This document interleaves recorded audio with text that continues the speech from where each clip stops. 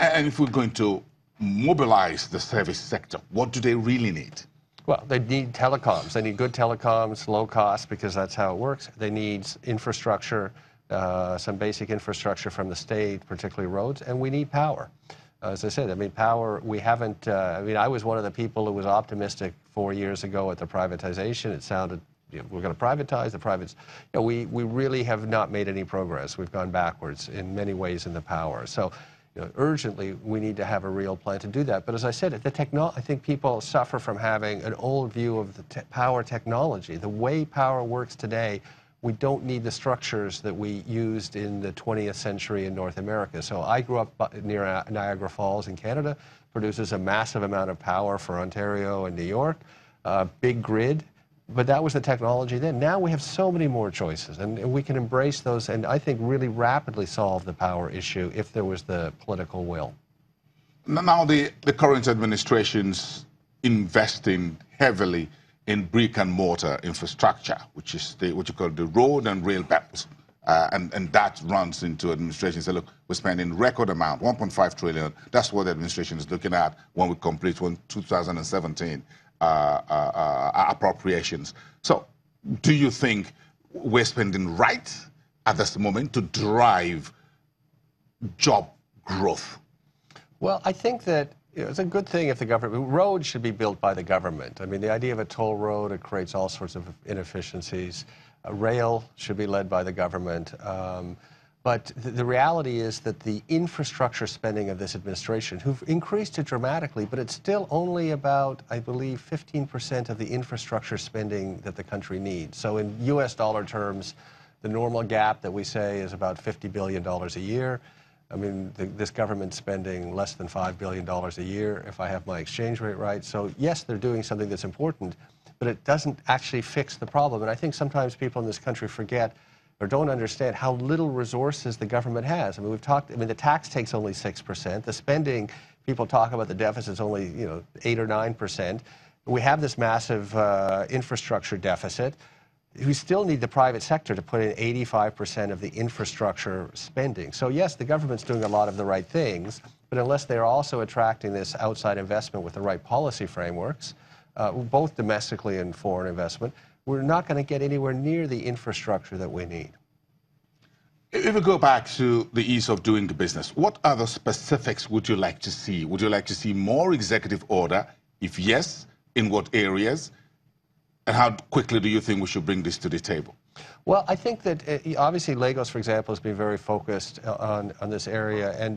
And so you've got things like paying taxes, you've got land registry, you've got licensing and permit some of the areas. I think what businesses are frustrated at is not having the complete clarity of how to get things done. So, I mean, there's been efforts, Ogun and Lagos, to have a single window.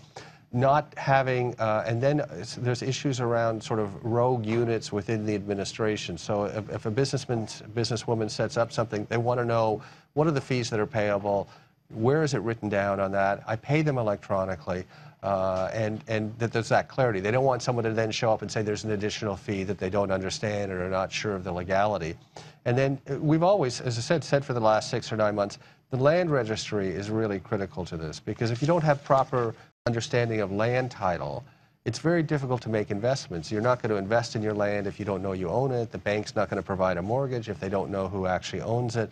And of course, from the state's viewpoint, it's a lot easier to collect taxes if there's clarity around that. So the land registry trust is the most important ease of doing business piece. 2 minutes. Andrew, we'll be right back with you. Stick around. You're watching Business Morning and discussing structural transformation and Nigeria's jobless growth with Andrew Nevin from PwC. We'll be right back.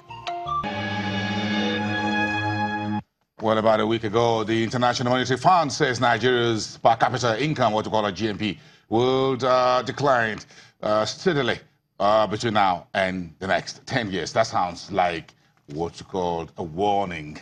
Let's get the views from Andrew S. Nevin, who is a partner and chief economist at PwC Nigeria, to weigh in on this. What structural transformation do you think we need to do? Now we've got a warning from the IMF on the table. What do we need to do to drive employment, to drive productivity, to drive per capita income? Well, I think, also, just people need to absorb the gravity of this. I mean, our income per capita went down in 2015, in 2016, 2017. We came out of recession, but people, still below the population growth and well below the labor force growth. 2018, we know this. I thought 2019. I was thinking maybe by 2020.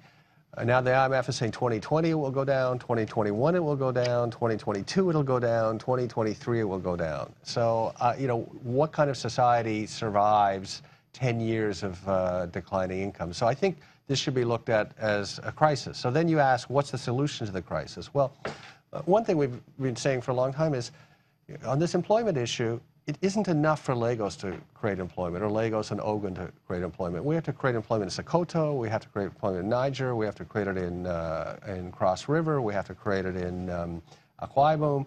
So the point is, things have to happen at the local level. And the question then is, and lots of people have raised this, is Nigeria structured so the right decisions can be made at the local level? So that you go back to the roads, the infrastructure spend. Can you control from Abuja what's the right road to build in Sokoto? Can you project manage that road being built in Sokoto, or does that have to be done locally? Again, the power with this technology that can, the smaller scale power, can Sokoto figure out itself how to supply power? There are many technologies available. So I think we need to have so many locuses of economic activity across the country to solve this.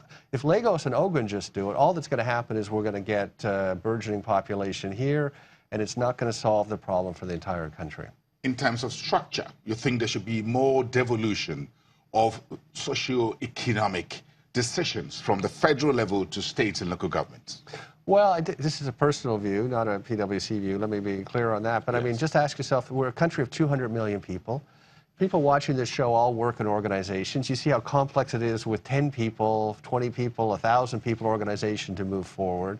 Is it realistic that from the center you can sort out how the economy needs to develop in a country of 200 million people? And if it isn't possible to do from the center, how do you get the decision-making done at the local level? And of course, there are many governors that are working hard on this, just not leaving any out, but you look at Ogun, you look at Akwa Ibom, you look at Governor Obaseki in Edo, Ondo State's doing lots of things, Niger State. But we need all 36 governors to be doing things at economic development, but also to have the tools that they need for economic development. The MBS will be releasing fourth quarter 2017 unemployment data tomorrow, June the 5th. Any idea what the numbers will look like?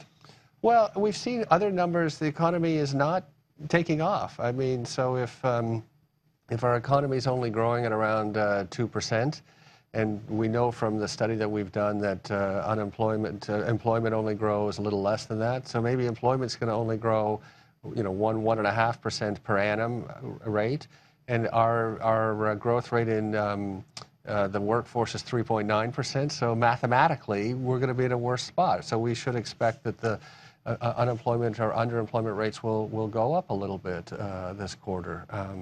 But I mean, to make a significant difference, we need to use the number 3 million jobs. We probably need to create 4 million to absorb the backlog of unemployment that we have.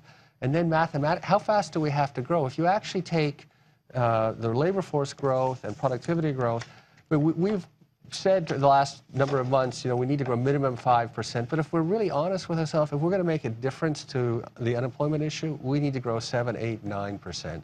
And you may say, is that possible? It's perfectly possible when you take all the skills that are available here, the opportunities, the sectors, but we need the structure that allows us for that takeoff and growth.